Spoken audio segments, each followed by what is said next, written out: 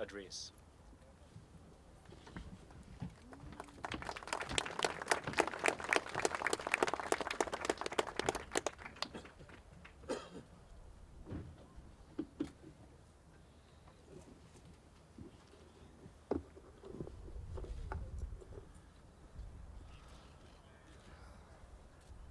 Governor General Patsy, Reddy, before I say welcome to Israel to you and to Sir David, I want to tell you that in my opinion, this is the first time that Maori was officially spoken on Tel Shiva. It is beautiful. It will be long remembered. I want to acknowledge equally Prime Minister of Australia, Malcolm Turnbull, and his wife, Lucy, and all the distinguished guests that have come here from New Zealand, from Australia, and of course from Israel, and from other lands. We're remembering an act of courage that changed history. The indomitable spirit of the soldiers of New Zealand here, and the Australian Light Horse right there, changed history. It is something that didn't take very long, in a few hours, but the pivot, the hinge of fate moved at that point. It required resources of courage and determination and resolution precisely because they were facing very fierce, strong, and determined troops. This makes their achievement all the greater. We are here standing in the city of Abraham. 4,000 years ago, our forefathers came here. Now, because of that day, 100 years ago, you see the modern city of Be'er Sheba, with the cyber headquarters, with the future in our hands. We have peace, prosperity, and security, but it was made possible because of those heroes. We always remember that.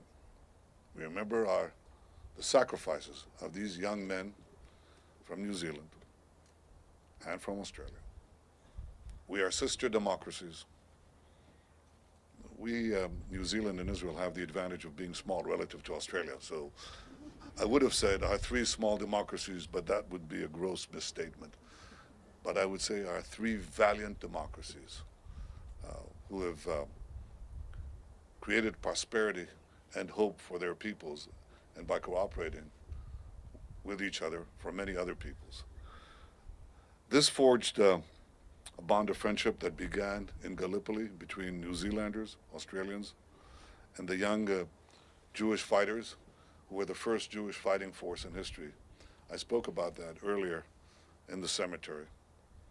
But I want to mention something else that happened that saved many, many lives, because each life, each drop of New Zealand blood that was shed here and Australian blood that was shed there is precious blood. But it could have been a far greater tragedy for those families and for many more families.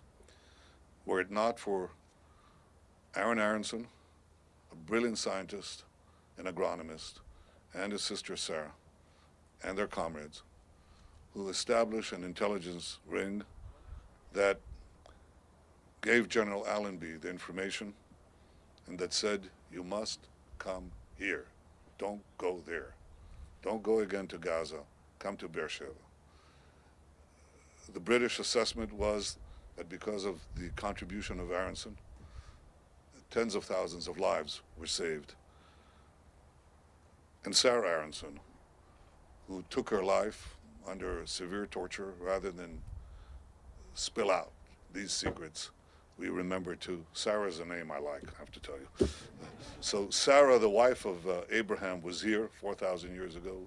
Sarah Aronson was here, even though she wasn't 100 years ago. And we, the great democratic allies of New Zealand, Israel, and Australia, are here today as we celebrate the future. We remember the past and we celebrate the future. But even so, even with that contribution of intelligence, you still needed courage to face entrenched troops here and entrenched troops there. Courage was required.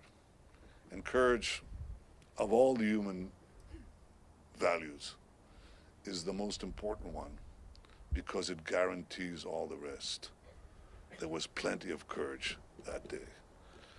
And of those fallen New Zealand soldiers and the fallen Australian light horse, we can say in the words of a man of extraordinary courage, King David, they were swifter than eagles, they were stronger than lions. We shall always be indebted to them, and we will always remember them. Thank you.